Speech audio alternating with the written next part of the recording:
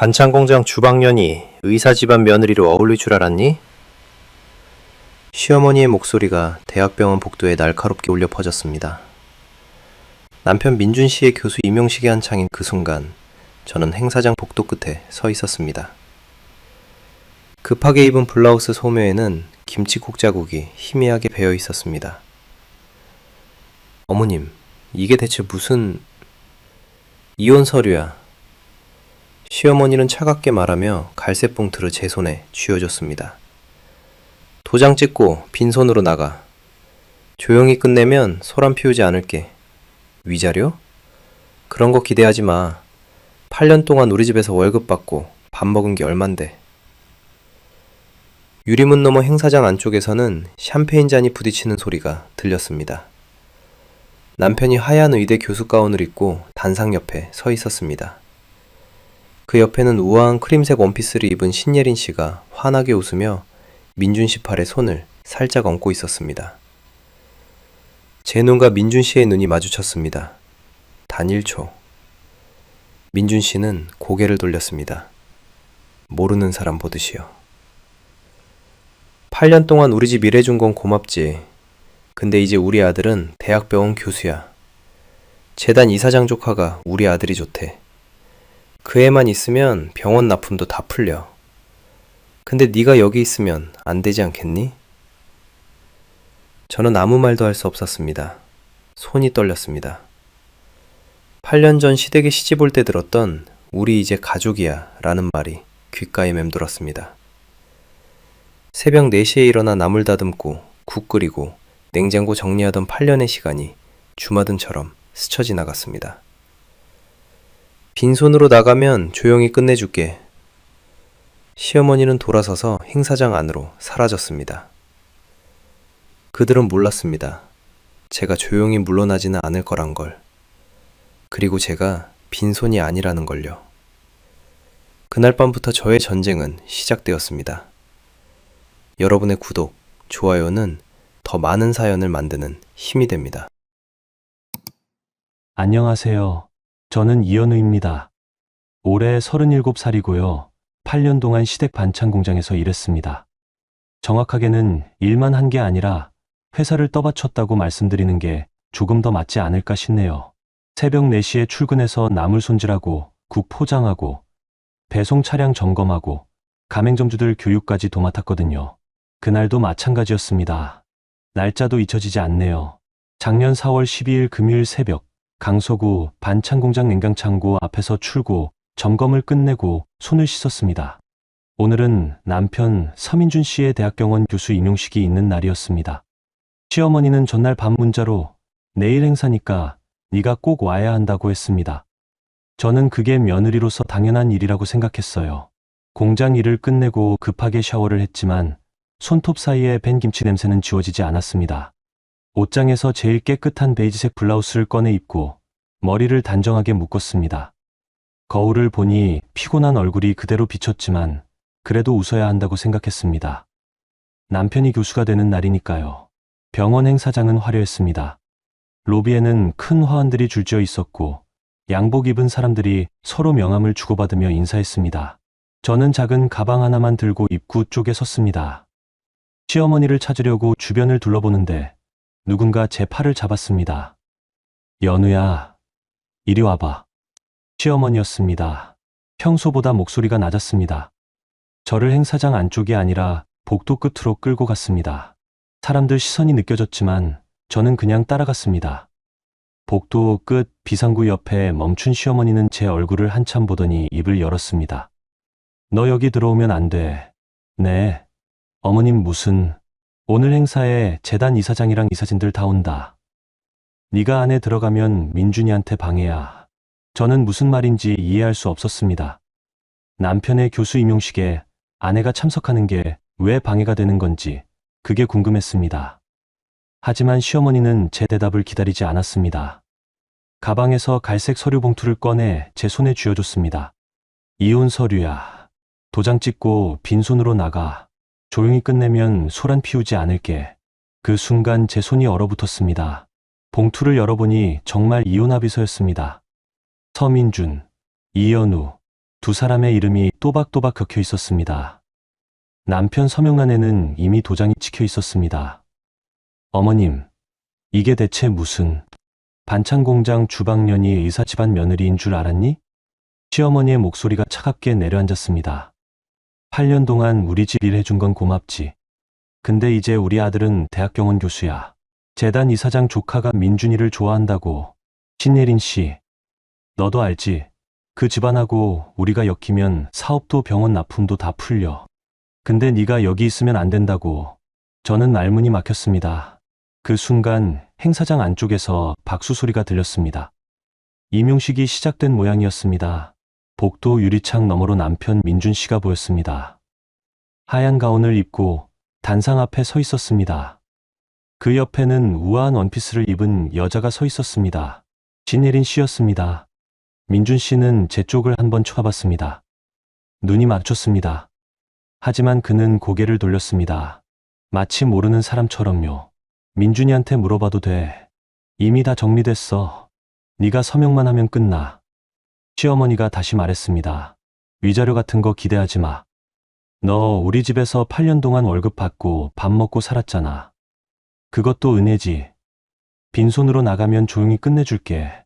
소란 피우면 너만 손해야. 저는 그제야 깨달았습니다. 제가 이 집안에서 며느리가 아니라 그냥 노동자였다는 거려. 아니, 노동자보다 못한 존재였다는 거려. 8년 동안 새벽 4시에 일어나 나물 씻고, 국 끓이고, 냉장고 정리하고, 배송 차량 점검한 게 전부 쓸모였을 뿐이라는 거려. 손이 떨렸습니다. 서류 봉투가 바닥에 떨어질 것 같았지만 저는 꾹 참았습니다. 울지 않으려고 입술을 깨물었습니다. 시어머니는 제 침묵을 동의로 받아들인 듯 고개를 끄덕였습니다. 그래, 착하네. 오늘 안으로 도장 찍어서 보내. 그럼 너도 새 출발할 수 있을 거야. 그리고는 돌아서서 행사장 안으로 들어갔습니다. 저는 복도 끝에 혼자 남았습니다. 행사장 안에서는 축하 인사가 이어지고 웃음소리가 들렸습니다. 저는 그 소리를 들으며 서류 봉투를 천천히 접어 가방 안에 넣었습니다. 복도를 걸어 나오는데 휴대폰이 진동했습니다. 민준 씨의 문자였습니다. 어머니 말씀대로 해. 서로 조용히 끝내자. 네가 뭘 할 수 있는데? 그 문장을 보는 순간 눈물이 났습니다. 8년 동안 의대생이던 남편을 먹여 살리고 전공의 월급으로 버티지 못할 때 공장 일로 생활비 대고 교수 임용 준비할 때 뒷바라지한 게 전부 무의미한 일이었다는 게 믿기지 않았습니다. 병원 로비를 나와 주차장까지 걸었습니다. 비가 내리기 시작했습니다. 우산도 없었지만 그냥 걸었습니다. 옷이 젖고 머리가 엉망이 되어도 상관없었습니다. 어차피 저는 이제 아무것도 아니니까요. 그런데 주차장 끝에 서서 빗속을 바라보는데 문득 떠오른 게 있었습니다. 8년 전 제가 시댁 반찬 공장에 처음 들어갔을 때 일이었습니다. 당시 공장은 작았습니다. 냉장 시설도 낡았고 배송 차량도 2대뿐이었습니다. 시어머니는 사업 확장을 원했지만 은행 대출이 안 나왔습니다. 담보가 부족하다는 이유였습니다. 그때 제가 말했습니다. 제 이름으로 냉장 창고를 사고 급속냉동 설비를 구입하겠다고요. 제 결혼 전 적금을 모두 털어서요. 시어머니는 고마워했습니다. 그리고 사업자 등록도 제 명의로 추가하자고 했습니다. 세금 문제 때문이라고 했습니다. 저는 믿고 서류에 도장을 찍었습니다. 그 뒤로 회사는 커졌습니다. 복희찬방이라는 브랜드로 가맹점이 생기고 새벽 배송 시스템이 자리 잡혔습니다. 그런데 그 모든 것의 뿌리는 제 명의로 된 설비였습니다. 냉장 창고, 급속냉동 설비, 상표권 일부, 가맹점 교육 매뉴얼 저작권까지요. 그리고 바로 내일이 은행 대출 연장 심사일이었습니다. 시어머니는 사업 확장하면서 제 설비를 담보처럼 사용했거든요. 제 동의 없이는 대출 연장이 안 된다는 걸 저는 알고 있었습니다. 빗속에서 저는 처음으로 웃었습니다. 쓰디쓴 웃음이었지만요. 그들은 제가 빈손이라고 생각했지만 사실은 달랐습니다. 제가 손을 떼는 순간 복희 찬방의 새벽 배송은 멈출 수밖에 없었습니다. 저는 휴대폰을 꺼내 은행 앱을 열었습니다. 그리고 설비 사용 동의 연장 거부 버튼을 눌렀습니다. 화면에 처리되었습니다라는 문구가 떴습니다.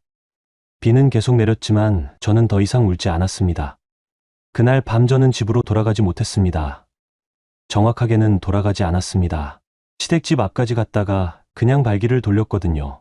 차 안에 앉아 한참을 멍하니 있다가 강서구 반찬 공장 쪽으로 차를 몰았습니다.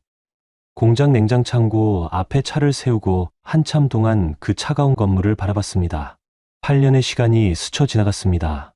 새벽 4시에 출근해서 나물 다듬던 손, 뜨거운 국을 포장하며 대던 손가락, 배송 차량 점검하며 기름 묻히던 작업복, 가맹점주들 교육하며 화이트보드에 글씨 쓰던 날들이요. 그 모든 시간이 무의미하다는 게 믿기지 않았습니다. 휴대폰이 울렸습니다. 시어머니가 새로 만든 단톡방이었습니다. 이제 보니 저는 그 안에 없는 사람 취급이었습니다. 시어머니, 오늘 임용식 잘 끝났다. 민준이 교수 됐으니까 이제 우리 집안도 격이 다르지. 서민준, 어머니 덕분입니다. 신예린 교수님 축하드려요. 오늘 행사 정말 멋졌어요. 시어머니, 예린 씨도 와줘서 고마워요. 다음에 우리 집에서 식사 한번 해요. 저는 그 대화를 보며 차가운 웃음이 나왔습니다. 제 이름은 단 한 번도 언급되지 않았습니다. 마치 처음부터 없었던 사람처럼요. 손가락이 떨렸지만 저는 단톡방을 나가지 않았습니다. 그들의 대화를 지켜보고 싶었거든요. 공장 안으로 들어갔습니다. 야간 경비원이 깜짝 놀라며 인사했습니다. 실장님, 이 시간에 웬일이세요? 아, 챙길 게 좀 있어서요. 금방 나갈게요. 사무실로 올라가 제자리에 앉았습니다. 책상 서랍을 열고 작은 캐리어를 꺼냈습니다. 그 안에는 노트북과 서류 파일이 들어 있었습니다. 8년 동안 모아둔 것들이었습니다. 냉장창고 구입 계약서, 급속냉동 설비 영수증, 상표권 등록증, 가맹점 교육 매뉴얼 원본, 그리고 제가 직접 촬영한 공장 내부 사진들이요. 사진들을 하나씩 넘겨보며 기억을 떠올렸습니다. 원산지 표시가 잘못된 재료들, 유통기한이 지나 제라벨링한 반찬 용기들, 폐기해야 할 재료를 가맹점주에게 떠넘긴 내역서들이요. 저는 그것들을 보며 항상 불안했습니다. 언젠가 문제가 터질 거라고 생각했거든요. 그래서 증거를 남겨뒀던 겁니다. 노트북을 켜고 폴더를 열었습니다. 백업이 017에 2025라는 이름의 폴더였습니다. 그 안에는 8년치 회계 장부, 가맹점 계약서, 배송 기록, 직원 급여 명세서, 그리고 시어머니와 주고받은 문자 메시지와 녹음 파일들이 있었습니다. 한 파일을 열어봤습니다. 2023년 7월 시어머니가 직원들에게 보낸 단체 문자였습니다. 유통기한 하루 이틀 지난 건 라벨 다시 붙여서 출고해. 어차피 냉동이면 괜찮아. 가맹점에서 뭐라고 하면 배송 실수라고 해. 또 다른 파일도 열어봤습니다. 남편 민준 씨가 병원 납품업체 관계자와 통화한 녹음이었습니다. 제가 우연히 녹음하게 된 건데 그 내용은 충격적이었습니다. 복희 찬방 병원 납품 건 잘 부탁드립니다. 예린 씨가 이사장님께 말씀드리면 바로 통과될 겁니다. 수수료는 말씀하신 대로 처리하겠습니다. 저는 파일들을 천천히 닫았습니다. 그리고 노트북과 서류들을 다시 캐리어에 넣었습니다. 이제 이 짐을 들고 나가면 저는 정말 빈손이 아니었습니다. 사무실을 나와 1층으로 내려왔습니다. 경비원에게 인사하고 밖으로 나왔는데 휴대폰이 또 울렸습니다. 이번에는 민준 씨의 개인 문자였습니다. 지금 어디야? 집에 안 들어왔던데. 어머니한테 들었어. 서류에 도장 빨리 찍어. 쓸데없이 시간 끌지 말고.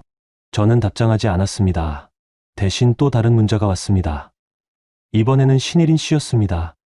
언니, 오늘 행사장에서 못 뵈어서 아쉬웠어요. 다음에 식사 한번 해요. 참, 공장 일 하시느라 힘드시죠? 냄새 조심하세요. 오늘도 좀 났던데요. 그 문자를 보는 순간 제 안에서 무언가가 끊어졌습니다. 분노도 아니고 슬픔도 아니었습니다. 그냥 차가운 결심이었습니다.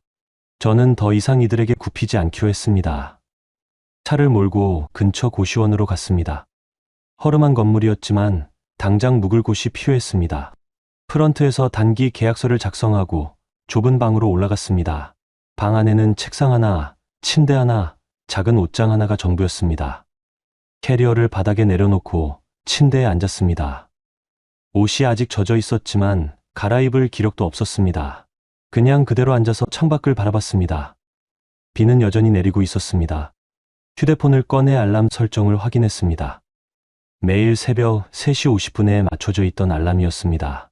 8년 동안 단 하루도 빠뜨리지 않고 울렸던 알람이요. 저는 손가락을 올려 그 알람을 껐습니다. 그리고 다른 앱을 열었습니다. 은행 기업금융 앱이었습니다. 내일 오전 10시에 복희 찬방 대출 연장 심사가 예정되어 있었습니다. 담보 제공자인 제 동의가 필요한 시간이었습니다. 저는 동의 거부 버튼을 다시 한번 확인했습니다. 이미 처리된 상태였습니다. 그 순간 또 다른 알림이 떴습니다. 냉장창고 관리 앱이었습니다. 설비 사용 계약 만료 갱신 필요라는 메시지였습니다. 저는 갱신 거부 버튼을 눌렀습니다. 노트북을 켜고 이메일을 열었습니다. 복희 찬방 새벽 배송 시스템 관리자 계정으로 로그인했습니다. 그리고 내일 새벽 배송 일정을 확인했습니다. 총 147개 가맹점으로 반찬 배송이 예정되어 있었습니다. 저는 시스템 설정 페이지로 들어갔습니다. 출고 승인 권한자라는 항목이 있었습니다. 거기에는 제 이름이 적혀 있었습니다. 이연우. 저는 그 권한을 회수했습니다. 화면에 경고 메시지가 떴습니다. 출고 승인 권한이 회수되었습니다. 내일 새벽 배송이 자동 중단됩니다. 저는 확인 버튼을 눌렀습니다. 그리고 노트북을 닫았습니다. 밤이 깊어졌습니다. 고시원 복도에서는 누군가 컵라면 끓이는 냄새가 났고 옆방에서는 키보드 치는 소리가 들렸습니다. 저는 그 소리를 들으며 침대에 누웠습니다. 천장을 보며 생각했습니다. 내일 새벽 복희 찬방의 냉장 차량들은 출발하지 못할 것입니다. 가맹점주들은 배송이 안 온다고 항의할 것입니다. 시어머니는 당황할 것입니다. 그제야 깨닫겠죠. 제가 빈손이 아니라는 거요. 저는 눈을 감았습니다. 8년 만에 처음으로 새벽 4시 알람 없이 잠들었습니다. 그런데 이상하게도 마음이 편했습니다. 다음 날 새벽 5시 제 휴대폰이 미친 듯이 울리기 시작했습니다. 부재중 전화가 순식간에 10통을 넘었습니다. 시어머니, 민준 씨, 공장 직원, 가맹점주들이었습니다. 저는 휴대폰을 무음으로 전환하고 다시 눈을 감았습니다. 하지만 30분 뒤 문자 알림이 수십 개 쌓였습니다. 저는 침대에 앉아 그 문자들을 하나씩 읽기 시작했습니다. 시어머니 이연우, 지금 당장 전화 받아. 배송 차량이 출발 못하고 있어. 무슨 일이야? 공장 직원, 실장님, 냉장 창고 문이 안 열려요. 시스템 오류라고 뜨는데 어떻게 해야 하나요? 가맹점주일 대표님, 오늘 새벽 배송 안 왔는데요. 손님들 항에 들어오고 있습니다. 어떻게 된 거예요? 가맹점주의, 배송이 2시간째 지연되고 있습니다. 반찬 없으면 오늘 장사 못합니다. 책임져 주셔야죠. 서민준, 연우야, 어머니가 급하시대. 공장에 문제 생겼다는데 네가 뭔가 한 거야? 장난치지 말고 당장 연락해. 저는 문자를 읽으며 차가운 커피를 한 모금 마셨습니다. 예상했던 일이었습니다. 제 동의 없이는 냉장창고 출입이 불가능하고 급속냉동 설비 가동도 멈추도록 설정해뒀으니까요. 오전 8시쯤 되자 시어머니에게서 다급한 문자가 왔습니다. 시어머니 이연우, 내가 뭘 잘못했는지는 모르겠지만 일단 배송부터 정상화시켜. 가맹점들 난리 났어. 나중에 이야기하자. 저는 답장하지 않았습니다.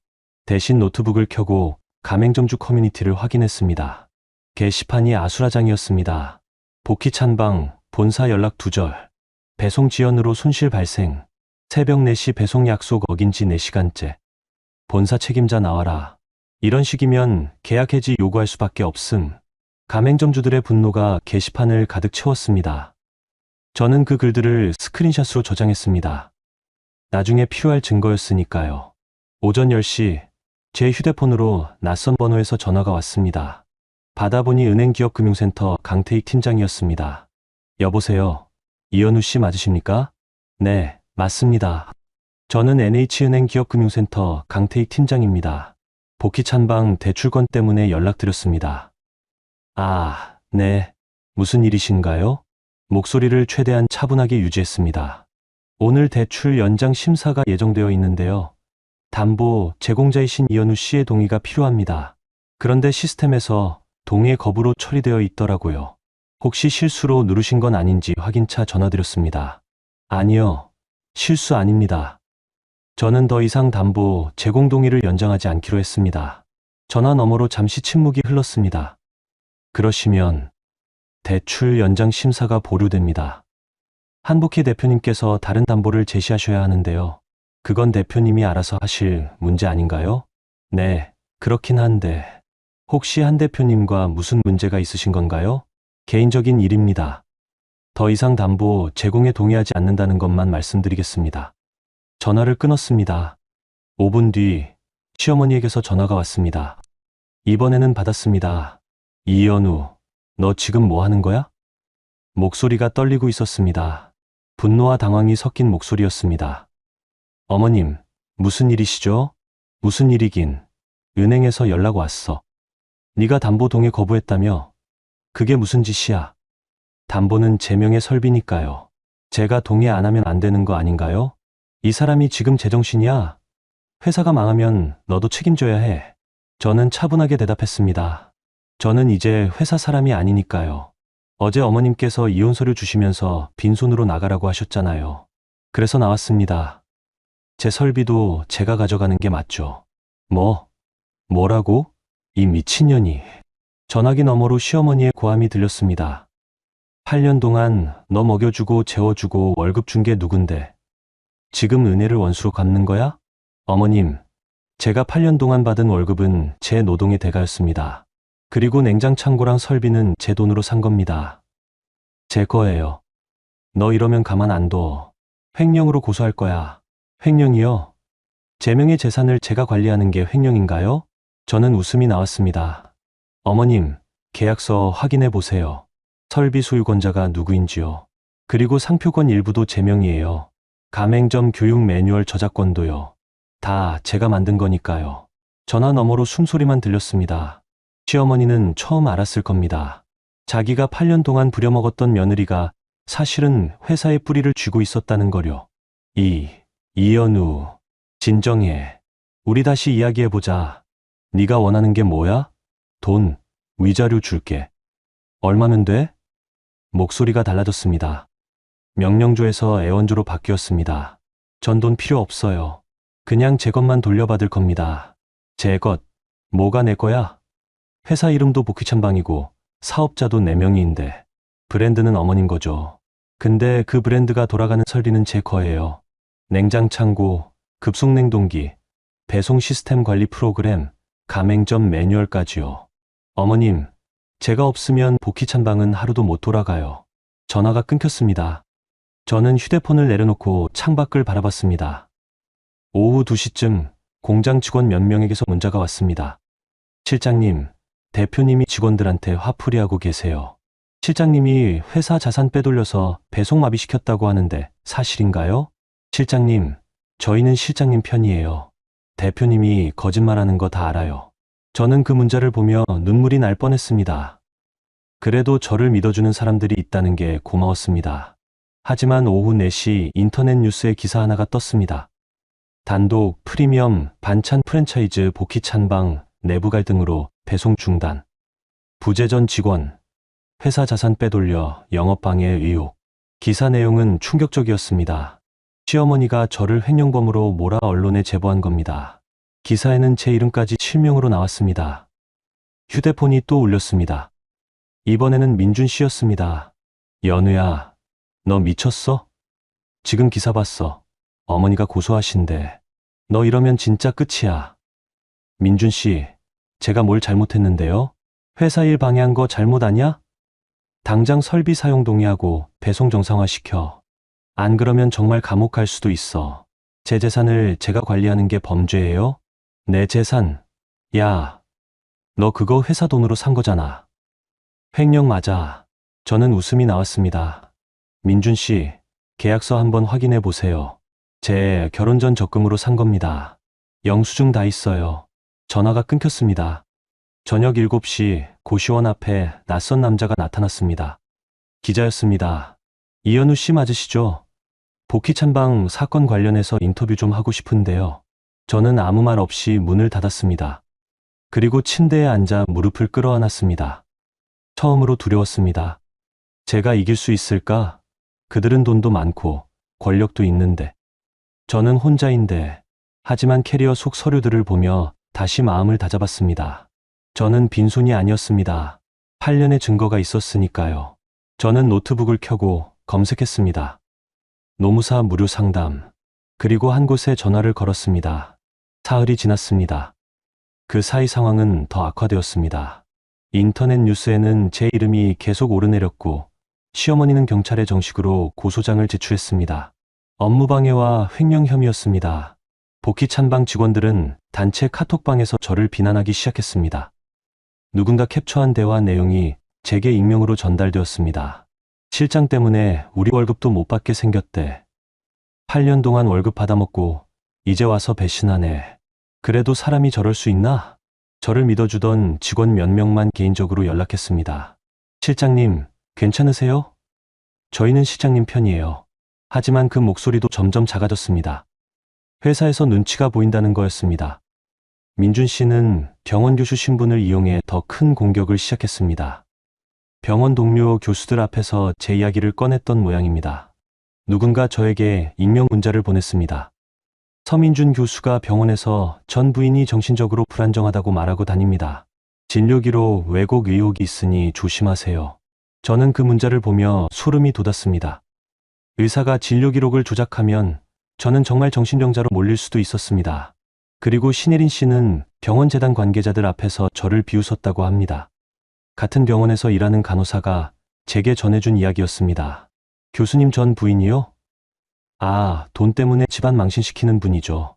불쌍하긴 한데 그래도 선은 지켜야죠. 저는 고시원 방 안에 갇혀 지냈습니다. 밖에 나가면 누가 알아볼까봐 두려웠습니다. 기자들이 또 찾아올까봐 무서웠습니다. 어느 날 밤 고시원 앞 골목에서 낯선 남자가 저를 기다리고 있었습니다. 처음에는 기자인 줄 알았습니다. 하지만 그가 명함을 내밀며 말했습니다. 이현우 씨 맞으시죠? 저는 지역 신문사 기자입니다. 복희 찬방 측에서 제보받은 내용인데요. 이현우 씨가 회사 자금을 횡령했다는 증거가 있다는데 사실인가요? 저는 횡령한 적 없습니다. 그럼 왜 배송을 중단시키셨나요? 가맹점주들이 손해를 보고 있는데요. 제 설비를 제가 관리한 것뿐입니다. 하지만 회사 업무를 고의로 방해한 거 아닌가요? 저는 더 이상 대답하지 않고 방으로 올라갔습니다. 하지만 다음 날 그 기자와의 짧은 대화가 기사로 나갔습니다. 추가 복희 찬방 전 직원 이현우 해명 거부. 횡령 의혹 키워. 댓글에는 저를 비난하는 글들이 줄을 이었습니다. 얼굴 보니까 딱 그런 스타일이네. 8년 동안 밥 먹여준 은혜를 이렇게 갚나. 저런 사람 때문에 선량한 사장님들이 피해보는 거다. 저는 노트북을 닫고 이불을 뒤집어 썼습니다. 눈물이 났습니다. 제가 뭘 잘못한 걸까요? 저는 그저 제 권리를 지키려 했을 뿐인데 왜 저는 나쁜 사람이 되어야 하는 걸까요? 휴대폰이 울렸습니다. 민준 씨였습니다. 받지 않았습니다. 문자가 왔습니다. 연우야, 어머니가 너 고소하셨어. 경찰 조사 나오면 순순히 응해. 그리고 합의하자. 내가 변호사 비용 좀 줄 테니까 조용히 마무리해. 너도 전과자 되고 싶지는 않잖아. 저는 그 문자를 읽고 또 울었습니다. 8년을 함께 산 남편이 제게 전과자가 되지 말라고 협박하고 있었습니다.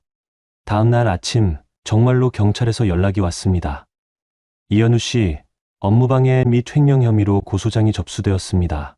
출석 요구서를 발송할 예정이니 협조 부탁드립니다. 저는 전화를 끊고 바닥에 주저앉았습니다. 이제 정말 끝인 걸까요? 제가 감옥에 가는 걸까요? 그때 며칠 전 통화했던 노무사에게서 전화가 왔습니다. 오다겸 노무사였습니다. 이현우 씨, 지난번에 상담 신청하셨죠? 오늘 시간 되시면 사무실로 오실 수 있으세요?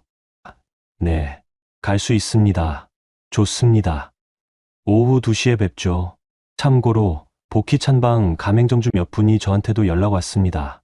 이현우 씨 사건이랑 관련 있을 것 같아서요. 전화를 끊고 저는 캐리어를 챙겼습니다. 8년간 모아둔 모든 증거 서류와 파일들이었습니다. 이제 더 이상 혼자 버티지 않기로 했습니다. 오후 2시 오다겸 노무사 사무실에 도착했습니다. 작지만 깔끔한 사무실이었습니다. 노무사님은 40대 중반쯤 되어 보이는 남성이었고 온화한 인상이었습니다. 이현우 씨, 앉으세요. 커피 드릴까요? 아니요, 괜찮습니다. 많이 힘드셨겠어요. 기사 봤습니다. 저는 고개를 숙였습니다. 노무사님은 제 앞에 앉으며 조용히 말했습니다. 일단 제가 가맹점주분들한테 들은 이야기부터 말씀드릴게요. 복희찬방 본사가 가맹점주들에게 꽤 많은 갑질을 해왔다고 합니다. 유통기한 지난 재료 떠넘기기, 폐기 비용 전가, 계약서에 없는 비용 청구 등등이요. 저는 고개를 들었습니다. 네, 저도 알고 있었습니다. 그럼 증거가 있으신가요?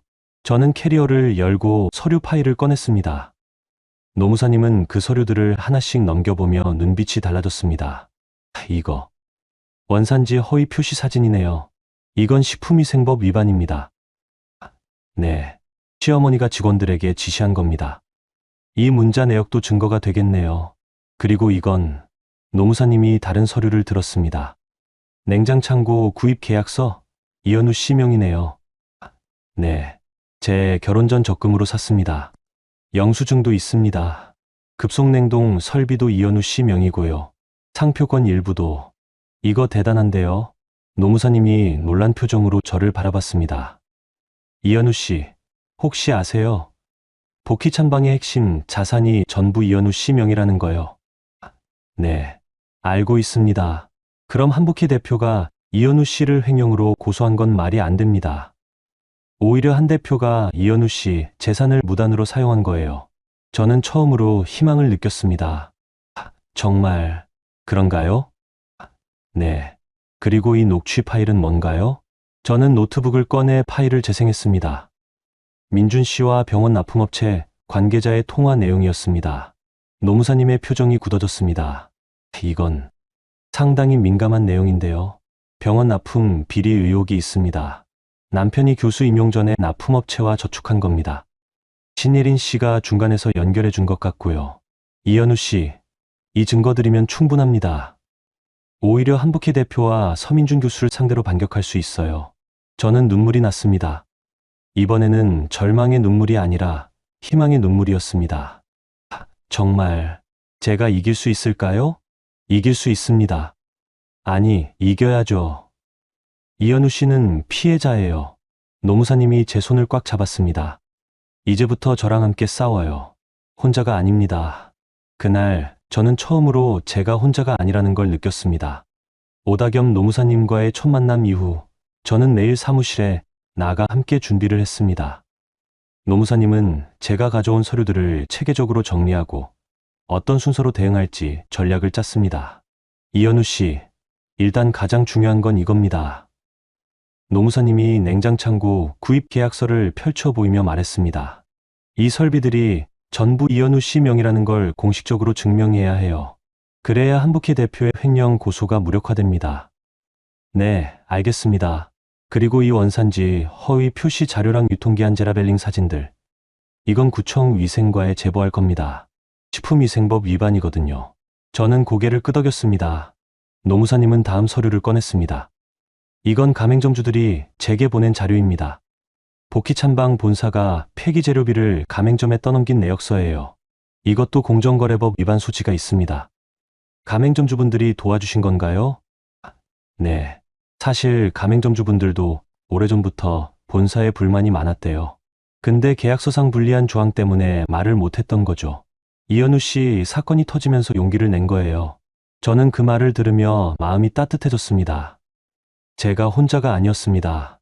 며칠 뒤 노무사님은 가맹점주 몇 분을 사무실로 초대했습니다. 총 5분이 오셨는데 모두 5060대 중년이었습니다. 이현우 실장님, 처음 뵙겠습니다. 한 가맹점주님이 악수를 청했습니다. 저는 강남점 운영하는 김성우입니다. 실장님한테 정말 감사드리고 싶었어요. 감사하다니요? 제가 오히려 피해를 드린 것 같은데요. 아니에요. 실장님이 용기 내주셔서 저희도 본사 문제를 공개적으로 말할 수 있게 됐어요. 사실 본사 갑질 때문에 몇 번이나 폐업하고 싶었거든요. 다른 가맹점주님도 거들었습니다. 맞아요. 유통기한 지난 재료 떠넘기고 폐기 비용은 우리 보고 내라고 하고 항의하면 계약 해지하겠다고 협박하고요. 저희가 증거 자료 모두 가져왔습니다. 본사한테 받은 문자, 이메일, 불량 재료 사진까지요. 노무사님이 그 자료들을 받아들며 말했습니다. 좋습니다. 이거면 공정거래위원회에 진정서를 제출할 수 있겠네요. 가맹점주 여러분, 공동 진정 동의하시죠? 물론입니다. 이번 기회에 제대로 정리하고 싶어요. 가맹점주분들은 모두 고개를 끄덕였습니다. 저는 그 모습을 보며 눈시울이 뜨거워졌습니다. 다음 날 노무사님과 저는 구청 위생과를 방문했습니다. 담당 공무원 앞에 원산지, 허위 표시 사진과 유통기한 제라벨링 자료를 제출했습니다. 이건 명백한 식품위생법 위반이네요. 공무원이 자료를 넘겨보며 말했습니다. 언제부터 이런 일이 있었나요? 최소 3년 전부터입니다. 증거 사진에 날짜 다 찍혀 있습니다. 노무사님이 대답했습니다. 그럼 현장 조사를 나가야겠네요. 복희 찬방 제조공장 맞죠? 네, 강서구에 있습니다. 알겠습니다. 일주일 내로 조사 나가겠습니다.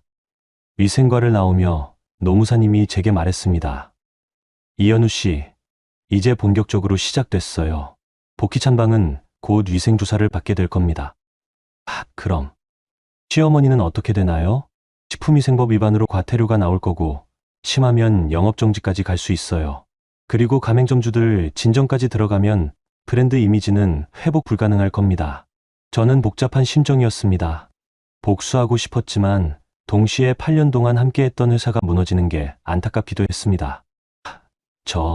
제가 너무 심한 건 아닐까요? 노무사님이 제 어깨에 손을 얹으며 말했습니다. 이현우 씨, 이건 복수가 아니에요. 정당한 권리 찾기예요. 그들이 먼저 이현우 씨를 횡령범으로 몰았잖아요. 이현우 씨는 그저 진실을 밝히는 거예요. 그 말에 저는 다시 마음을 다잡았습니다. 사흘 뒤 저는 방송국 탐사보도팀 기자를 만났습니다. 노무사님이 연결해준 분이었습니다. 이현우 씨, 반갑습니다. 저는 MBN 탐사보도팀 박지연 기자입니다. 젊은 여성 기자였습니다. 카페 조용한 구석에 앉아 이야기를 나눴습니다. 노무사님한테 대략적인 상황은 들었습니다. 복희 찬방 위생 문제도 심각하지만 병원 납품 의혹도 있다고요? 네. 제 남편이 교수 임용 전에 납품업체랑 접촉했습니다. 녹취 파일이 있습니다. 저는 노트북을 꺼내 파일을 재생했습니다. 기자님은 녹음을 들으며 메모했습니다. 이거 상당히 민감한 내용인데요. 병원 재단 쪽 인물도 연루되어 있고요. 신예린 씨요. 재단 이사장 조카입니다. 그럼 이건 단순한 이혼 문제가 아니라 병원 납품 비리까지 연결되는 거네요. 기자님의 눈빛이 날카로워졌습니다. 이현우 씨, 제가 취재해도 될까요? 물론 이현우 씨 신분은 보호하겠습니다. 네, 괜찮습니다. 좋습니다. 일단 복희 찬방 위생 문제부터 파헤쳐 보겠습니다. 병원 쪽은 좀 더 신중하게 접근해야 할 것 같고요. 기자님과의 미팅을 마치고 돌아오는 길 휴대폰이 울렸습니다. 시어머니였습니다. 받지 않았습니다. 문자가 왔습니다. 시어머니 이현우, 네가 무슨 짓을 하고 있는지 다 안다. 위생과 조사 네가 신고한 거지. 너 이러면 정말 끝이야. 마지막으로 경고한다. 당장 그만둬. 저는 문자를 읽고 삭제했습니다. 더 이상 흔들리지 않기로 했습니다. 그날 밤 노무사님에게서 연락이 왔습니다. 이현우 씨, 은행 쪽에서 연락 왔습니다. 복희 찬방 대출권 완전히 보류되었대요. 한복희 대표가 다른 담보를 제시하지 못했다고 합니다. 그럼 회사는 어떻게 되나요? 자금난에 시달릴 겁니다. 가맹점 이탈에 위생조사까지 겹치면 복희 찬방은 사실상 운영이 어려워질 거예요. 저는 창밖을 바라봤습니다. 밤하늘에 별이 보였습니다. 노무사님, 제가 너무 잔인한 건 아닐까요? 이현우 씨, 그들이 먼저 이현우 씨를 빈손으로 내쫓으려 했잖아요. 8년의 노동을 무시하고 횡령범으로 몰고요. 이건 정당방위예요. 네, 알겠습니다. 전화를 끊고 저는 침대에 누웠습니다. 8년 만에 처음으로 마음이 편했습니다. 제가 빈손이 아니라는 걸 이제 모두가 알게 될 테니까요.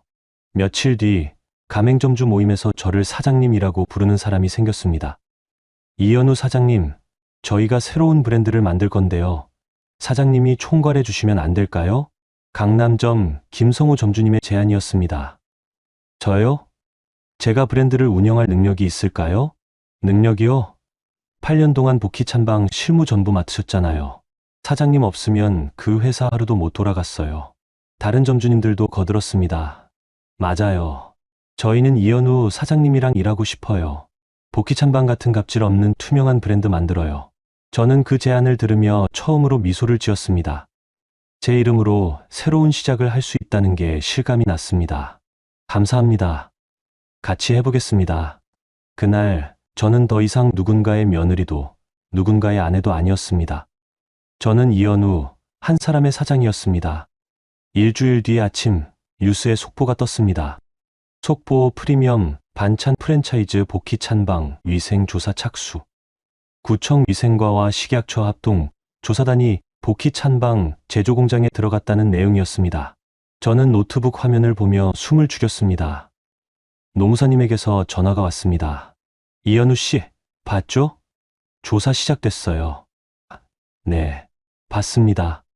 이제부터 언론 보도가 나올 겁니다. 이연우 씨는 조용히 있으세요.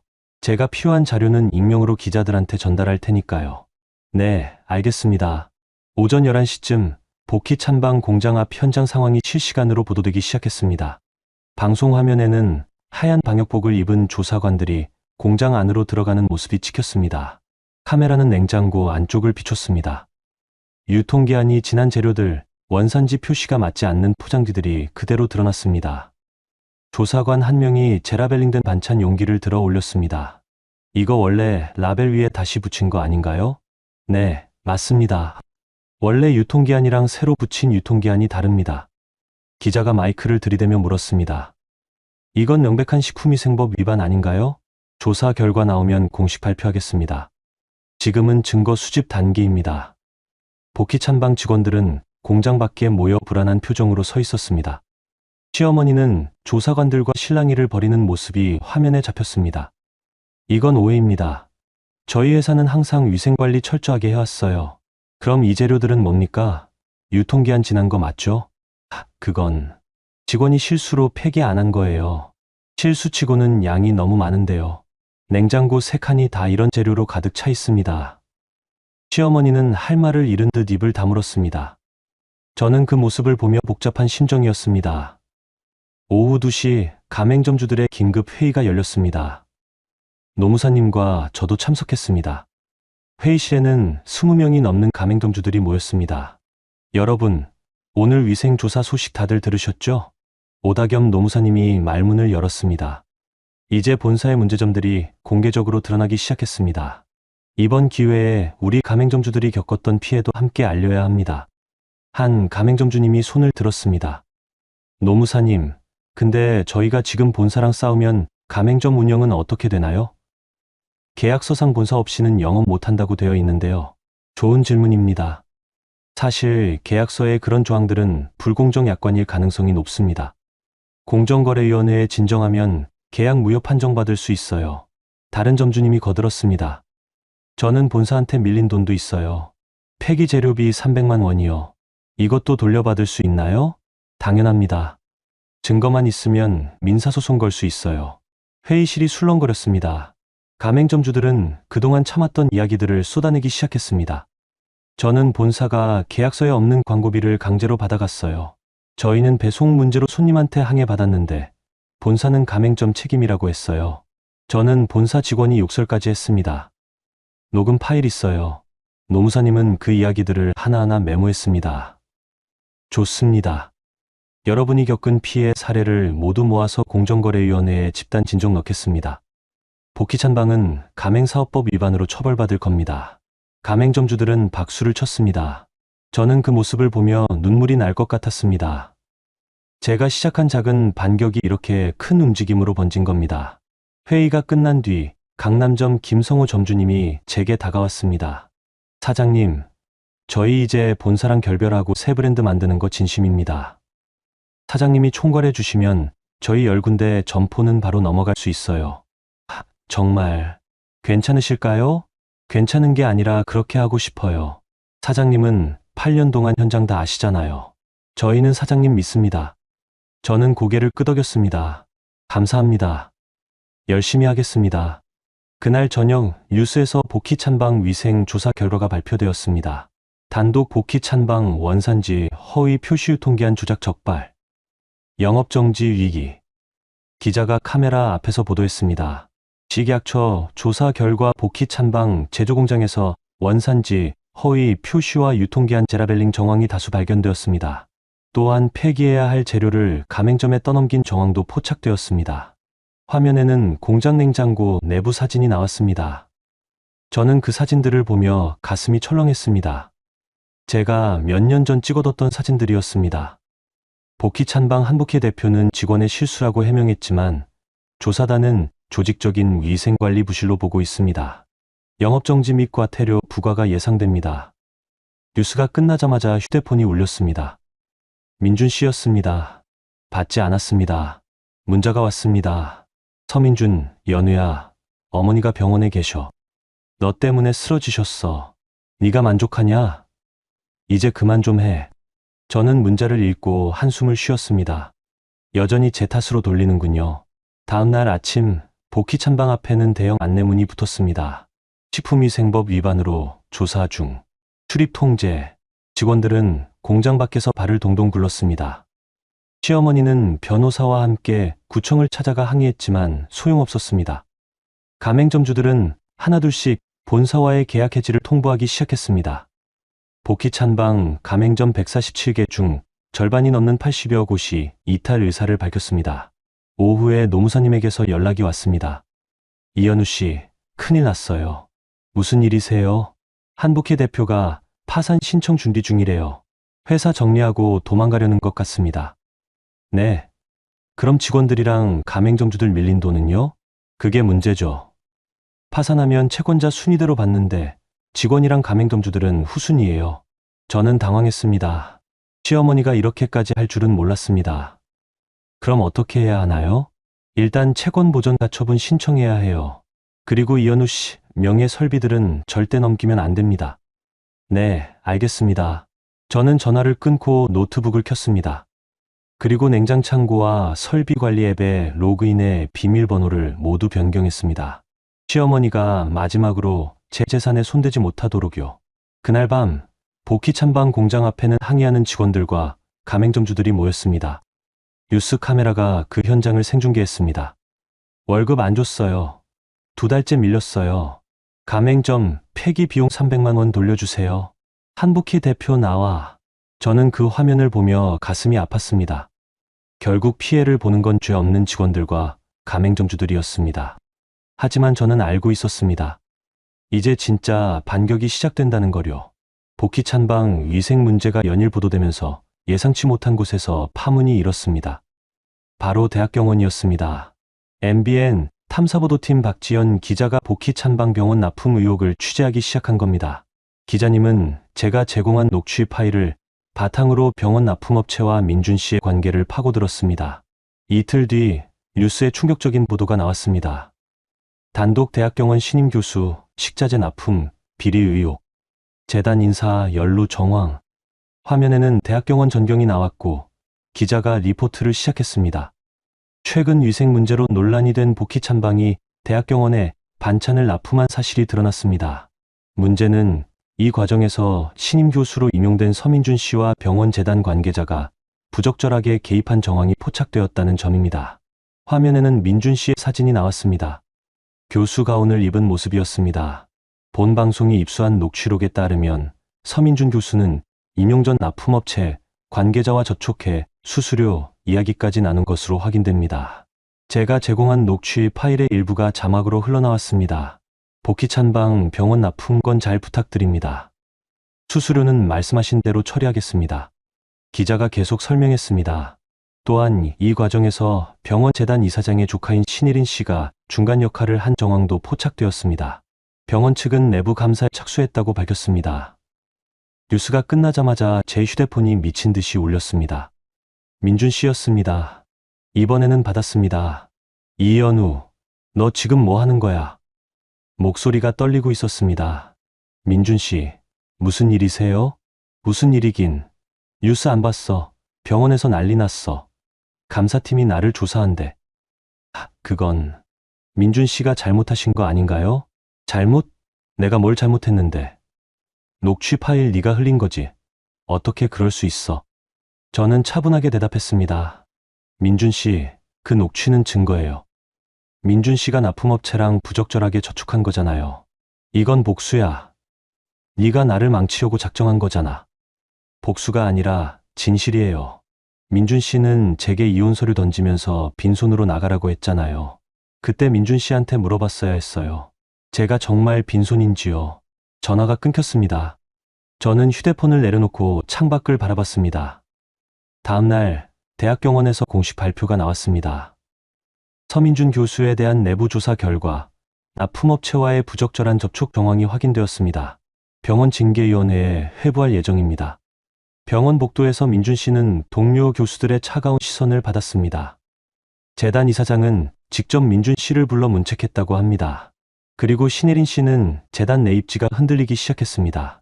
조카라는 이유로 특혜를 받았다는 소문이 퍼졌고 병원 직원들 사이에서 비난 여론이 일었습니다. 며칠 뒤 민준 씨가 저를 찾아왔습니다. 고시원 앞에서 기다리고 있었습니다. 저는 그를 보고 놀랐지만 침착하게 다가갔습니다. 연우야. 민준 씨의 얼굴은 초췌했습니다. 며칠 사이에 많이 늙은 것 같았습니다. 민준 씨, 무슨 일이세요? 우리 이야기 좀 할 수 있을까? 이야기요? 임용식 날 어머님이 이혼 서류 던지셨잖아요. 더 할 이야기 없는 것 같은데요. 연우야, 미안해. 내가 잘못했어. 민준 씨가 고개를 숙였습니다. 어머니가 너무 강하게 나가셔서 나도 어쩔 수 없었어. 너 이해해 줄 수 있지? 저는 그 말을 듣고 씁쓸하게 웃었습니다. 민준 씨, 지금 어머니 탓하시는 거예요? 아니, 그게 아니라, 연우야, 우리 다시 시작할 수 없을까? 내가 병원 그만두고 어머니도 설득할게. 제발, 민준 씨, 이제 와서 무슨 말씀이세요? 저는 한 발 물러섰습니다. 8년 동안 저는 민준 씨 뒷바라지했어요. 의대 다닐 때 생활비 댔고, 전공의 할 때 밤마다 저녁 싸들고 갔고, 교수 준비할 때 공장 일하면서 돈 벌었어요. 그런데 민준 씨는 저한테 뭐라고 했죠? 민준 씨는 대답하지 못했습니다. 네가 뭘 할 수 있는데? 그렇게 말씀하셨잖아요. 그때 전 깨달았어요. 민준 씨한테 저는 아내가 아니라 그냥 뒷바라지 노동자였다는 거요. 연우야, 그건 내가 화가 나서. 화가 나면 그런 말 해도 되는 거예요? 신혜린 씨 옆에 서서 저 외면할 때 민준 씨 부끄럽지 않았어요? 민준 씨는 고개를 숙였습니다. 미안해. 정말 미안해. 미안하다는 말로 8년이 돌아오나요? 민준 씨, 전 이제 제 인생 살 거예요. 민준 씨도 민준 씨 인생 사세요. 저는 돌아서서 고시원 안으로 들어갔습니다. 민준 씨는 뒤에서 제 이름을 불렀지만 저는 돌아보지 않았습니다. 그날 밤 노무사님에게서 연락이 왔습니다. 이현우 씨, 좋은 소식이에요. 복희 찬방 파산 신청이 기각됐대요. 정말요? 어떻게 된 거예요? 이현우 씨 명의 설비들이 담보로 잡혀 있어서 한복희 대표 마음대로 파산 신청 못한다는 법원 판단이에요. 그리고 직원들이랑 가맹점주들이 집단으로 채권 보전 신청했거든요. 저는 안도의 한숨을 쉬었습니다. 그럼 직원들이랑 가맹점주들은 밀린 돈 받을 수 있나요? 네, 받을 수 있어요. 법원에서 한복희 대표 재산 가압류 결정 내렸습니다. 다행이네요. 그리고 이현우 씨, 은행에서 연락 왔습니다. 복희 찬방 대출금 상환 문제 때문에 이현우 씨 설비를 경매 넘기자는 제안이 들어왔어요. 경매요? 네. 근데 이현우 씨가 그 설비를 직접 인수하는 방법도 있어요. 대출금 일부를 인수하는 조건으로요. 저는 잠시 생각했습니다. 제 명의 설비지만 시어머니가 대출받을 때 담보로 사용했으니 책임이 있었습니다. 얼마나 되나요? 약 5천만 원이요. 이현우 씨가 이 금액을 인수하면 설비 완전히 이현우 씨 거로 확정됩니다. 5천만 원. 저는 고개를 끄덕였습니다. 할게요. 가맹점주분들이랑 새 브랜드 만들기로 했으니까 제 설비 필요할 거예요. 좋은 결정이에요. 제가 은행이랑 협상 진행하겠습니다. 전화를 끊고 저는 창밖을 바라봤습니다. 이제 정말로 모든 게 제 이름으로 시작될 거였습니다. 며칠 뒤 민준 씨에 대한 병원 징계 결과가 나왔습니다. 서민준 교수, 납품 비리 연루로 교수직 박탈, 6개월 자격 정지. 민준 씨는 병원을 떠나야 했습니다. 신혜린 씨는 이미 민준 씨에게서 발을 뺀 상태였습니다. 재단 이사장 조카라는 입지도 흔들려 병원 내 영향력을 잃었습니다. 저는 그 소식을 들으며 복잡한 심정이었습니다. 복수가 아니라고 생각했는데 결과적으로는 그들이 모두 무너졌으니까요. 하지만 노무사님의 말이 맞았습니다. 이건 복수가 아니라 진실이었습니다. 그들이 저지른 잘못이 드러난 것뿐이었습니다. 그날 밤 저는 오랜만에 편안하게 잠들었습니다. 6개월이 흘렀습니다. 계절은 어느덧 가을에서 겨울로 넘어가고 있었습니다. 저는 더 이상 고시원에 살지 않았습니다. 성수동 작은 원룸을 얻어 그곳에서 새로운 삶을 시작했습니다. 복희찬방은 결국 폐업했습니다. 위생조사 결과 영업정지 3개월 처분을 받았고 가맹점 이탈과 세무조사까지 겹치면서 회사는 사실상 문을 닫았습니다. 시어머니는 모든 재산을 잃고 직원들과 가맹점주들에게 밀린 돈을 갚는데 수년이 걸릴 거라고 했습니다. 민준 씨는 병원 교수직을 잃은 뒤 지방의 작은 의원에 취직했다고 들었습니다. 신혜린 씨와의 관계도 완전히 끝났고 재단과의 연도 끊어졌습니다. 신혜린 씨는 재단 내입지를 잃고 병원을 떠나 해외로 나갔다는 소문이 들렸습니다. 저는 그들의 소식을 들으며 더 이상 아무 감정도 느끼지 않았습니다. 분노도 슬픔도 연민도 없었습니다. 그저 제 앞길에 집중할 뿐이었습니다. 제 휴대폰에는 시어머니의 부재중 전화가 59통 쌓여 있었습니다. 하지만 저는 단 한 통도 받지 않았습니다. 어느 날 밤 문자가 하나 왔습니다. 시어머니, 연우야, 제발 한 번만 봐줘. 내가 잘못했어. 너 없으면 안 돼. 회사 다시 일으켜줘. 제발. 저는 그 문자를 읽고 조용히 삭제 버튼을 눌렀습니다. 그리고 연락처도 차단했습니다. 더 이상 그 이름을 볼 필요가 없었으니까요. 대신 저는 새로운 일에 몰두했습니다. 가맹점주분들과 함께 만든 새 브랜드 연우찬방이었습니다. 제 이름을 건 첫 번째 사업이었습니다. 성수동 공유주방을 빌려 작은 규모로 시작했습니다. 복희찬방 때처럼 큰 공장은 아니었지만 제 손이 닿는 범위 안에서 투명하게 운영하고 싶었습니다. 원산지는 모두 공개했습니다. 제조일자와 유통기한도 투명하게 표시했습니다. 가맹점주분들에게는 폐기 비용을 절대 전가하지 않았고 불량 재료가 나가면 본사가 책임지고 교환해줬습니다. 가맹점은 처음에 10곳으로 시작했습니다. 복희찬방 때부터 저를 믿어줬던 점주분들이었습니다. 그들은 연우찬방 간판을 자랑스럽게 내걸었습니다.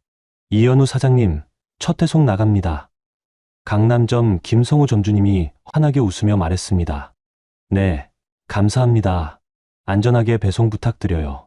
새벽 4시 냉장 차량 3대가 성수동 공유주방 앞에서 출발했습니다. 8년 만에 다시 보는 새벽 배송이었습니다. 하지만 이번에는 제가 주인이었습니다. 저는 그 차량들이 떠나는 모습을 보며 눈물이 날 것 같았습니다. 8년 전 시댁 공장에서 처음 새벽 배송을 시작했을 때의 떨림이 다시 느껴졌습니다. 하지만 이번에는 두렵지 않았습니다. 제 이름으로 하는 일이니까요. 오전 7시 가맹점들에서 연락이 오기 시작했습니다. 사장님, 배송 잘 받았어요. 반찬 품질 정말 좋네요. 손님들이 맛있다고 난리예요. 복희찬방 때보다 훨씬 나아요. 저는 그 말들을 들으며 환하게 웃었습니다. 며칠 뒤 가맹점 수가 15곳으로 늘었습니다. 소문을 듣고 새로운 점주분들이 가맹 문의를 해왔습니다. 복희찬방 아니고 연우찬방이요? 원산지 투명하게 공개한다고요? 저희도 가맹하고 싶어요. 저는 그들과 계약서를 쓰며 다짐했습니다. 절대 갑질하지 않겠다고, 투명하게 운영하겠다고요. 한 달 뒤 MBN 박지연 기자님이 저를 다시 찾아왔습니다. 이연우 사장님, 축하드려요. 연우찬방 정말 잘 되고 있다면서요? 네, 감사합니다. 기자님 덕분에 여기까지 왔어요. 아니에요. 이연우 사장님이 용기 내셔서 가능한 일이었어요. 그런데 혹시 후속 인터뷰 괜찮으실까요? 많은 분들이 이연우 사장님 이야기 궁금해하세요. 저는 잠시 망설였습니다. 하지만 고개를 끄덕였습니다. 네, 괜찮습니다. 제 이야기가 누군가에게 힘이 된다면요. 인터뷰는 일주일 뒤 방송되었습니다. 후속, 빈손으로 쫓겨난 며느리, 자기 이름으로 브랜드 다시 세우다. 화면에는 성수동 공유주방에서 반찬을 만드는 제 모습이 나왔습니다. 기자님이 질문했습니다. 8년 동안 시댁 공장에서 일하셨는데 이혼 통보받고 어떠셨어요? 처음에는 무너지는 것 같았어요. 제가 뭘 잘못한 건지 이해가 안 됐거든요. 근데 나중에 깨달았어요. 제가 빈손이 아니라는 거요. 빈손이 아니었다는 게 어떤 의미인가요?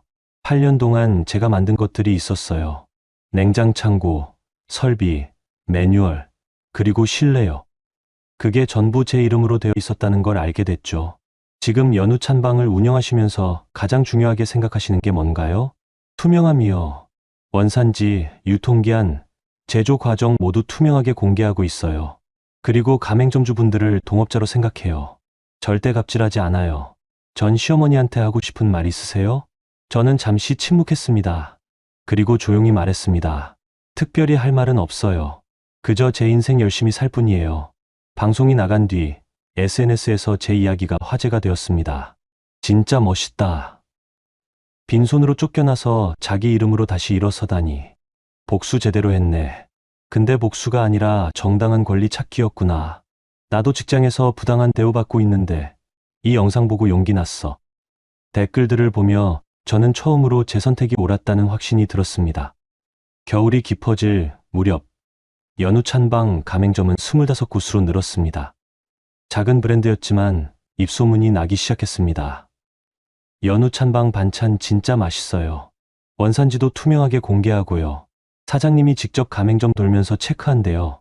진심이 느껴져요. 저는 매주 가맹점들을 방문하며 점주분들과 소통했습니다. 그들의 고민을 들어주고 함께 해결책을 찾았습니다. 어느 날 오다겸 노무사님이 사무실로 저를 불렀습니다. 이연우 사장님, 좋은 소식이에요. 무슨 일이세요? 은행에서 연락 왔어요. 이연우 사장님이 인수한 대출금 5천만 원, 조기 상환 가능하다는데요? 저는 놀랐습니다. 벌써요? 아직 6개월밖에 안 지났는데. 연우 찬방이 생각보다 잘 되고 있잖아요. 수익이 안정적이니까 은행에서도 신용도 높게 봐요.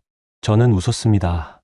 8년 전 제 적금을 털어 산 설비가 이제 완전히 제 것이 되는 순간이었습니다. 조기 상환할게요. 이제 완전히 제 걸로 만들고 싶어요.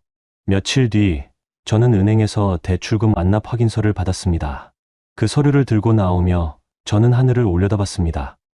해냈다. 혼잣말이 나왔습니다.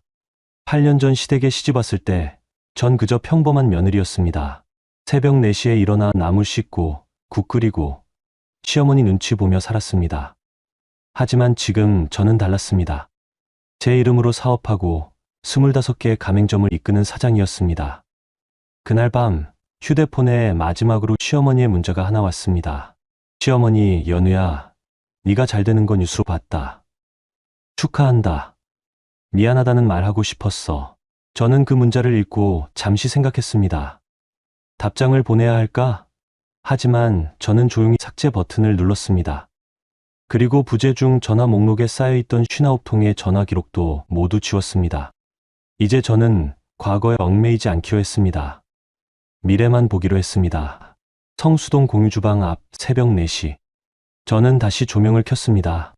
냉장 차량들이 줄지어 서 있었고 직원들이 반찬 상자를 싣고 있었습니다. 사장님, 오늘도 출고 완료했어요. 수고하셨어요. 안전운전 부탁드려요. 차량들이 하나씩 떠났습니다. 그 위에는 연우 찬방이라는 간판이 선명하게 붙어 있었습니다. 제 이름이었습니다. 저는 그 차량들이 사라지는 모습을 보며 미소 지었습니다. 8년 전 빈손으로 시작했던 제가 이제는 제 이름으로 세상에 나아가고 있었습니다. 차가운 새벽 공기가 얼굴을 스쳤습니다. 하지만 저는 춥지 않았습니다.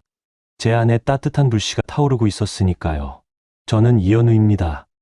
더 이상 누군가의 며느리도 누군가의 아내도 아닙니다. 저는 그저 제 이름으로 사는 한 사람입니다. 그리고 그것만으로 충분합니다.